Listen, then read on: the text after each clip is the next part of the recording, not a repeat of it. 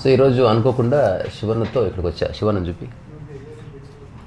శివన్న ఒక కాన్షియస్గా డైట్ చేసే వ్యక్తి. నాకు యూట్యూబ్ ద్వారా పరిచయం. సో నిజానికి రావద్దు అనుకున్నాను, ఎందుకో అనిపించింది ఒకసారి పోదాం ఇదేందో అని అనిపించి వచ్చాను. వచ్చిన తర్వాత సార్ని కలిసిన. ఈయనతో మాట్లాడుతుంటే ఒకటి ఏమన్నా ఊతప్పం తినమని చెప్పి కొంచెం ఇచ్చారు. యాక్చువల్గా నోటి వరకు వచ్చింది, ఇంకొంచెం కావాలని. ఇవ్వండి కొంచెం నాకు. మళ్ళీ అయిపోయిందా అంటే దాని మీద మీ పేరు రాస్తుంది. అయితే ఊతప్పం తినండి, కానీ అది ఊతప్పం కాదు. సో మనం తినే ఆహారం ఏదైతే ఉంటుందో అది మన ఆరోగ్యం మీద డైరెక్ట్ ఇంపాక్ట్ చూపిస్తుంది. సో మన మైండ్ సైకలాజికల్ అలవాటు అయిపోయింది. వడ అంటే ఇది, ఇడ్లీ అంటే ఇది, ఊతప్పం అంటే అది తింటున్నాం, కానీ that is not healthy diet. So వాటి షేప్ మారకుండా వాటిలో ఉన్న సబ్స్టెన్స్ని మార్చే ప్రయత్నం ఈయన కొన్నేళ్లుగా చేస్తున్నారు. మీ ఇంట్రడక్షను ఎలాగో నేను మీ వర్క్షాప్కి వస్తాను, ఎర్లీ మార్నింగ్ 2 o'clock లేచి ఆయన ఫుడ్ ప్రిపేర్ చేస్తారు, హండ్రెడ్స్ ఆఫ్ పీపుల్కి ఫుడ్ పంపిస్తారు. నాకు రేపు పొద్దున 8:30కి పంపిస్తా అన్నారు. సో అది వెరీ ప్రాక్టికల్ లివింగ్. పిహెచ్డి కూడా వచ్చింది. తర్వాత సోరియాసిస్ ఉన్న వాళ్ళకి కంప్లీట్గా ఆరోగ్యంతోనే సోరియాసిస్ తగ్గించడం. తర్వాత ఇదేంది మన వెయిట్ లాస్, ఒబేసిటీ ఉన్న వాళ్ళకి కంప్లీట్గా ఆరోగ్యంతోనే. ఇప్పుడు చూశాను ఒక వ్యక్తిని, అంటే ప్రత్యక్షం కిం ప్రమాణం అంటారు కదా. ఓవర్ టు యూ, మాట్లాడండి. అంటే మీరు అడిగితే దాని సమాధానం. అదే మీ గురించి చెప్పండి అసలు. మీకు నా పేరు లక్ష్మణ్ అండి, మా తాడగులగూడ. 2017లో అంటే నేను 92 kgs ఉండేవాడిని. షుగర్ వచ్చి HbA1c 11 ఉండేది. ఓకే. ఇప్పుడు నేను 72 kgs వచ్చాను అనమాట. దీంతోపాటు ఏంటంటే, అంటే మీరు యోగా గట్రా ఏమి చేయరు? నాకు ఏం లేదండి, జస్ట్ వాక్ వెళ్తాను అంతే. ఈ ఆహార విధానంతోనే మొత్తం జబ్బులన్నీ తగ్గాలి. అంటే బియ్యంతో వండుకుంటేనే మనం ఈ ఆహార విధానమా, లేకపోతే గారెలు ఉన్నాయంటే మినపప్పుతో వేసుకోవాలా, లేదా చపాతీ చేసుకోవాలంటే గోధుమ పిండి కావాలా, ఇవన్నీ కూడా కార్బోహైడ్రేట్. కార్బోహైడ్రేట్ తినొచ్చు, కానీ తిని కష్టపడి ఎవరు పని చేయట్లేదు. అందరూ కూడా ఫ్యాన్ల కింద చేసి అసలు ఈ కూరగాయలనే తింటుంటే బాగానే ఉంటుంది కదా, ఈ కూరగాయలతో మనం ఎందుకు చేయకూడదు? ఈ స్పృహ ఎట్లా కలిగింది? అంటే మా అమ్మగారు చనిపోయారండి కొన్ని వ్యాధులతో. అప్పటి నుంచి కూడా కొంచెం నేను ఎప్పటి నుంచో ఏదో ఒకటి చేయాలి, ఏదో ఒకటి చేయాలి అని చెప్పేసి, కొన్ని పేర్లు అయితే మనం చెప్పకూడదు, అలాగా ఈ దారిలోకి వచ్చాను. ఈ దారిలోకి వచ్చింది సపరేట్ ట్రాక్ ఒకటి పెట్టుకొని ఈ ఆహార విధానంతో మనం ఎందుకు గారెలు ఎందుకు వేయకూడదు, ఇడ్లీ ఎందుకు వేయకూడదు, దోశ ఎందుకు వేయకూడదు, ఊతప్పం ఎందుకు వేయకూడదు అని చెప్పి పట్టుకున్నాను. 2017 నుంచి కష్టపడి పనిచేస్తే బాగానే వర్కౌట్ అయిందండి. ఈ రోజున ప్రజలందరూ కూడా ఎంతో హ్యాపీగా మన ఆహార విధానాన్ని పాటించి ఆరోగ్యంగా ఉన్నారన్నమాట. అందుకే దీనికి టైటిల్ వచ్చి ఆహారం మాది, ఆరోగ్యం మీది, ఆరోగ్య డైట్ అని అంటానండి. అదే, ఆహారం వారిది, ఆరోగ్యం మనది, ఆరోగ్య డైట్. చాలా బాగుంది. ఇప్పుడు ఈ 2 o'clock లేచి వండడం అనేది ఏమిటది? అంటే 2 గంటలకు ఎందుకు లేస్తానండి? అంటే మీరు ప్రాక్టికల్గా ఉంటారు అక్కడ? ప్రాక్టికల్ మీరే వండుతారా? నేనే వండుతాను. అంటే నాకు అసిస్టెంట్లు ఉంటారు. వాళ్ళు ఏంటంటే మీరు ఒక మోడర్న్ ఆర్గానిక్ షెఫ్ లాగా కనిపిస్తున్నారు. అంటే అలాగే సార్, ఎందుకంటే ఆ బాధ ఏంటో నాకు తెలుసు అండి. ఆ షుగర్ అంటే ఏంటో నాకు తెలుసు, ఎంతమంది చనిపోయారో నాకు తెలుసు.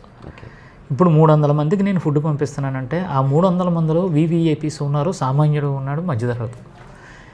వీళ్ళందరూ ఏంటంటే ఉదయం 8:30 నుంచి 9 గంటలకు ఆఫీసులకు వెళ్ళిపోవాలి. వాళ్ళు ఆఫీసులకు వెళ్ళే సమయానికి నా ఫుడ్ ఆ ఇంటికాడ ఉండాలి. ఓకే. అంటే వాళ్ళు జాబ్ మిస్ అవ్వకూడదు, ఆరోగ్యంగా ఉండాలి అనే కాన్సెప్ట్ మీద ఆహారం అది ఆరోగ్యం. ఇప్పుడు మీరు చేసే ఆహారంలో రైస్ ఎక్కడ లేదా? ఎక్కడ తగలదు మీకు. ఓకే, రైస్ తగలదు. మిల్లెట్స్ కానీ రైస్ అన్వాంటెడ్ జీవితానికి మీకు కదండి. రైస్ తినే అర్హత మనం కోల్పోయాం. అంటే ఎందుకు కష్టపడట్లేదు? కష్టపడి పని చేయి.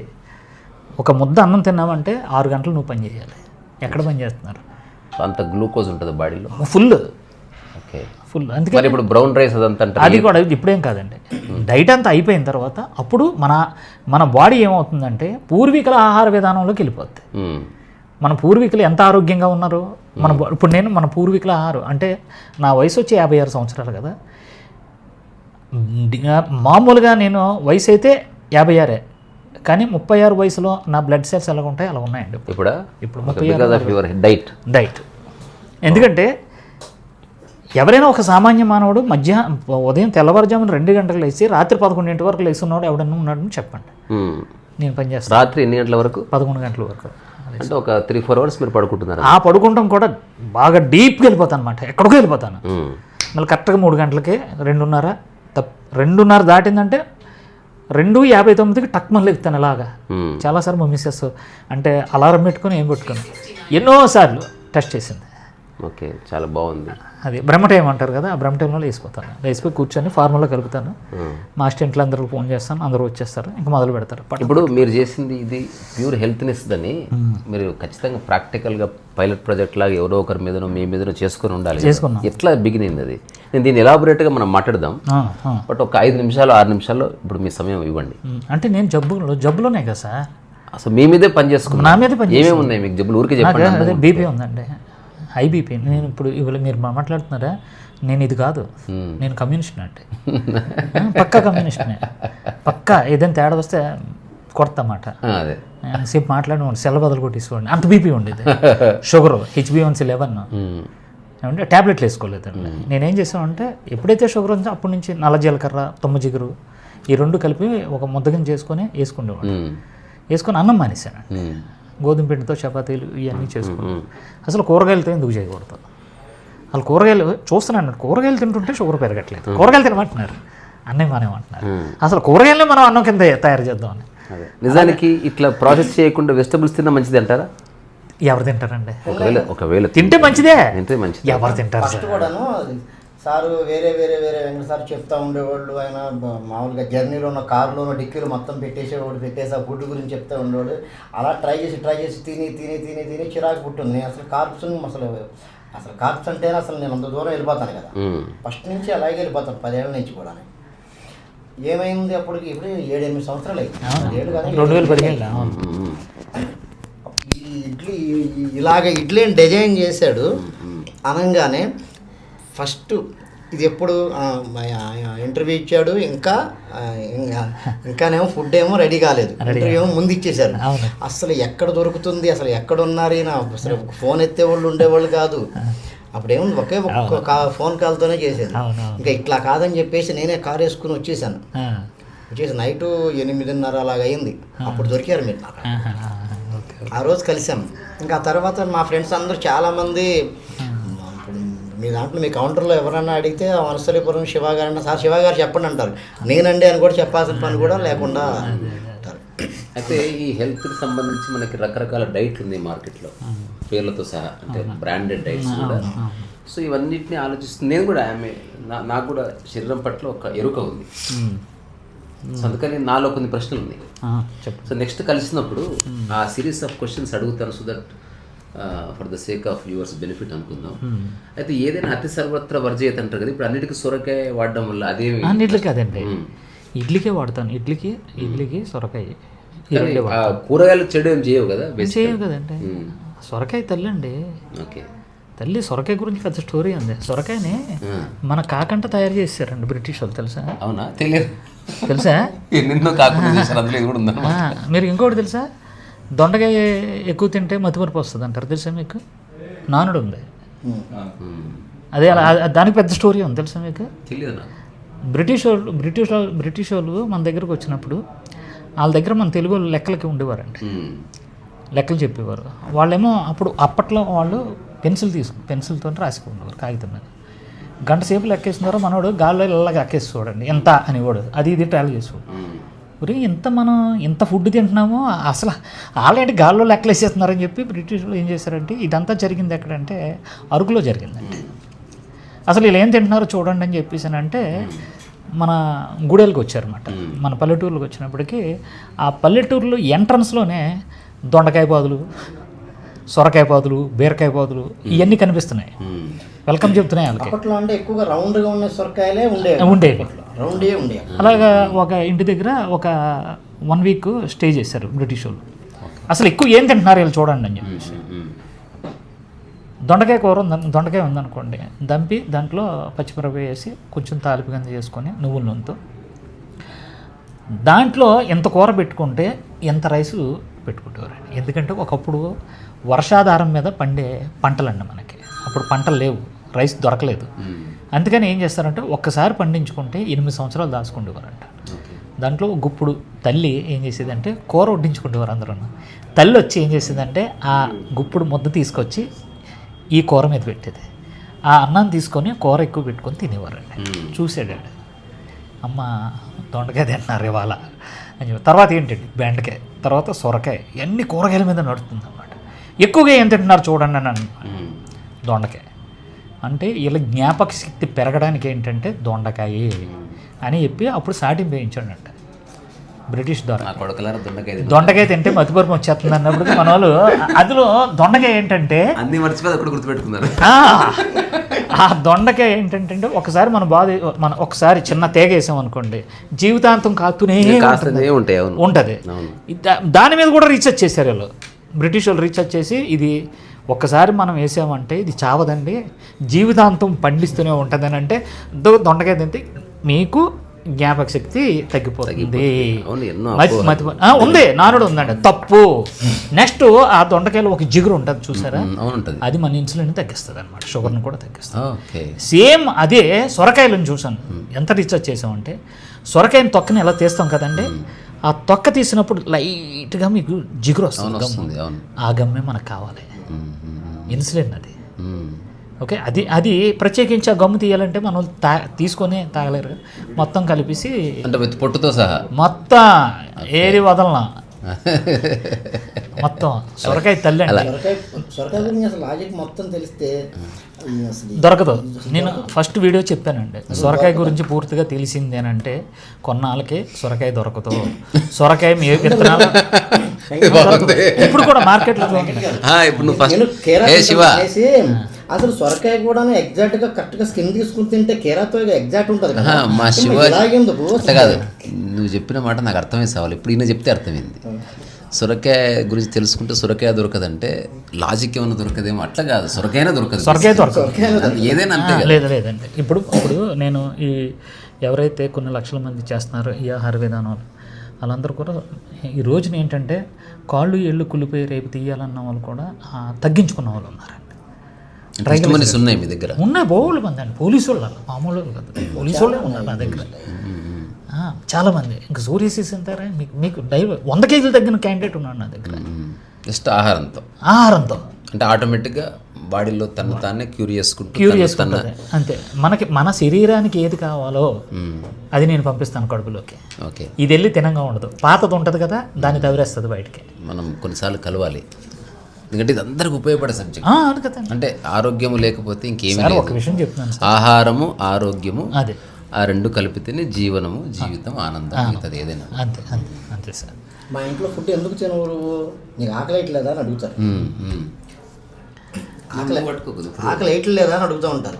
నాకు ఆకలి వేయట్లేదా అని నడిచిపెట్టండి అన్నా సరే, ఎప్పుడో తిన్నావు, ఇప్పుడు దాకా ఏం చేస్తున్నావు, పొద్దున్న నుంచి అలా ఉన్నావు, ఎప్పుడు వచ్చావు, మార్నింగ్ వచ్చావు, మళ్ళీ రేపు మార్నింగ్ దాకా తినకుండా అలాగే ఎలా ఉంటావు, ఇంట్లో ఎప్పుడు ఇవే సమస్యలు. అంటే వాళ్ళలాగా అందరూ ఉండాలనుకుంటే అంటే మన ఆరోగ్యం పాడవడానికి కారణం మన చుట్టాలు మన ఇంట్లో వాళ్ళేనంటే నిజంగా చెప్తాను. వద్దన్నా పెడతాం, వేయించి పెట్టడం కొద్దిగా. ఎక్కడంటే రాంగ్ పడిపోయిందండి. ఒకప్పుడు నాకు 56 అండి, చిన్నప్పుడు మేము ఇసుకలో ఆడుకునేవాళ్ళం. ఇసుకలో ఆడుకొని వెళ్ళి ఇలా కాలు చేతులు కడుకొని తినేసేవాళ్ళం. అప్పుడు ఏ జబ్బులు లేవు. ఇప్పుడు అతి సుకుమారంగా పెంచుతున్నారా అన్ని జబ్బులే. ఎప్పుడైతే పిల్లల్ని మీరు ఎండ సూర్యరశ్మికి భూతల్లికి దూరం చేశారో జబ్బులు స్టార్ట్ అయినాయి. ఎవరండి భూమి మీద నడుతున్నారు చెప్పండి ఇప్పుడు మీరు? ఎవరు నడవట్లేదు. ఎక్కడ భూతల్లి ఎక్కడ ఉంది చెప్పండి? హైదరాబాద్లో లేదు, ఉన్నా కూడా నడవట్లేదు. బాత్రూంలో చెప్పులు అది అయిపోయింది, కానీ కరెక్ట్ అయిపోయింది. అంటే అది విదేశాలు చేశారా మన వాళ్ళు చేశారా, వాళ్ళు చేసినంత మాత్రం మనం ఎందుకు అడాప్ట్ చేసుకోవాలి, అది మనకు బుద్ధి లేదు కాబట్టి. కానీ కొంతమంది ఇప్పుడు మార్పు వస్తుందండి, ఎవరైతే డబ్బులు సంపాదిస్తున్నారో వాళ్ళు వెనక్కి వెళ్తున్నారు. ఏం చేస్తున్నారంటే మట్టితో ఇల్లు కట్టుకుంటూ. నాకు బాగా డబ్బున్న 100 కుటుంబాలు తెలుసు, వాళ్ళు ఆదిమానవులాగా బతుకుతున్నారు చక్కగా. ఇంకా రాగి ముద్ద తింటున్నారు, లేకపోతే కూరగాయలు తింటున్నారు, మధ్యాహ్నం పూట స్నాక్స్ తెమ్మంటే కొంచెం పల్లీలు కొబ్బరి తింటున్నారు. ఏదో దే ఆర్ ఎంజాయింగ్ లైఫ్. పూర్వీకుల ఆహార విధానం. ఇప్పుడు పూర్వీకులు తినేది అరిస అంటే ఏంటండి, తాటి బెల్లంతో చేసేవారు. అది సంవత్సరం నిలువ ఉండేది. అదేంటంటే కుండలో పెట్టుకునేవారు, ఇలా తీస్తే తొక్కలాగా ఇలాగ చక్కగా ఉండేదండి, ఇలా తీసుకొని చక్కగా తినేవి. ఇప్పుడు అరిసెలు కరకరలాడుతున్నాయండి. ఈ కాదు అదే ఏమంటే అరిసె సున్నుండి ఉండేది, దాన్ని సున్నుండి వేసుకొని నెయ్యి వేసుకొని తింటే 3 ఈదుల అవతలకి స్మెల్ వచ్చేది.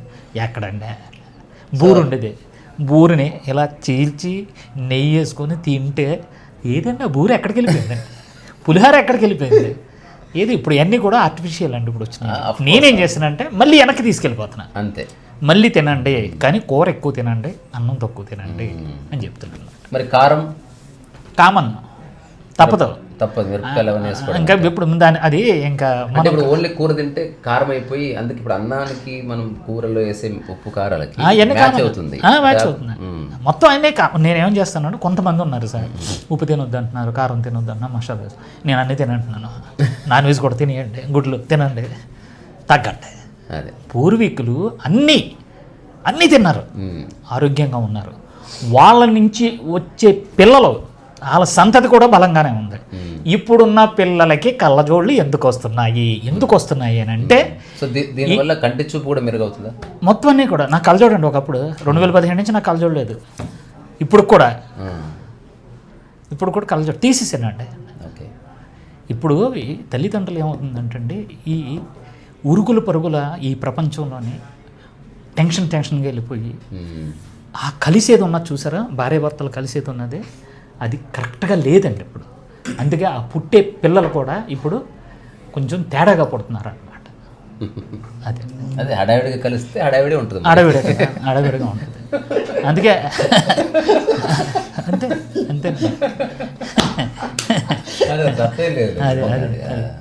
అది లేదండి. అందుకే ఇప్పుడు చిన్నపిల్లలు కూడా కళ్ళజోళ్ళు వచ్చేస్తున్నాయి, జ్ఞాపక శక్తి ఉండట్లేదు, బలవంతంగా రుద్దుతున్నారు. ఒకప్పుడు అక్కడ ఏం లేదండి. ఒకప్పుడు మా మాస్టర్ మేము చదువుకున్నప్పుడు ఏదైనా మీరు చదివితే కథ కింద చదువుకోండి, మైండ్లోకి వెళ్ళిపోతాను. ఇది కంఠస్థం చేయకూడదండి, ఒక కథ కింద. ఓకే రాజా, శివాజీ గారు, ఇది ఓకే అయిపోయింది, తీసి పక్కన పెట్టడం, వెళ్ళి రాసి వచ్చాడు. ఏదైనా సబ్జెక్ట్ ఆహారం కాబట్టి మనం ఒక 2 or 3 చూద్దాం.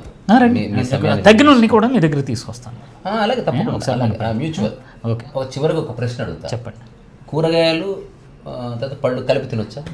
పళ్ళు లేవండి దీంట్లో, ఓన్లీ కూరగాయలే. పళ్ళు తినొచ్చా? తినకూడదు. పళ్ళు తినకూడదు. మామూలుగా ఎవరు తినకూడదు. ఒక పండు తినొచ్చు మా దాంట్లో. నేను చెప్పేది మీ దాంట్లో కాదు, జనరల్గా ఎవరైనా పళ్ళు తినొచ్చు. కానీ షుగరు, బీపీ, థైరాయిడ్ ఇలాగ దీర్ఘకాలిక వ్యాధులు ఉన్న వాళ్ళు అర్జెంటుగా పళ్ళు మానేయాలి. అవి కార్బోహైడ్రేట్ అండి, ఇంకా పెరిగిపోతాయి. తెలియక వాళ్ళు పళ్ళు తినేస్తారు. కూరగాయలు తినమంటున్నాను నేను. కూరగాయలు సొరకాయ, బీరకాయ, బెండకాయ, దొండకాయ, కాకరకాయ ఎవరు తింటారండి? పచ్చివి కూడా తినొచ్చు.